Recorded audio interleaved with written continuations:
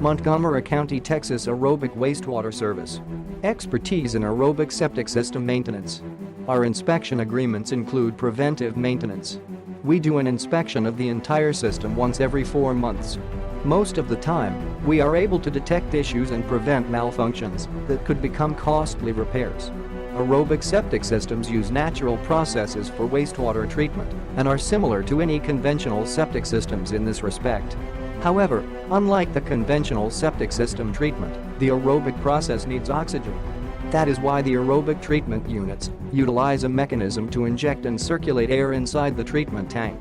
The conventional septic systems are one of the major sources of groundwater pollution in some regions, and therefore, it makes sense for homeowners to opt for an aerobic system instead of a conventional one.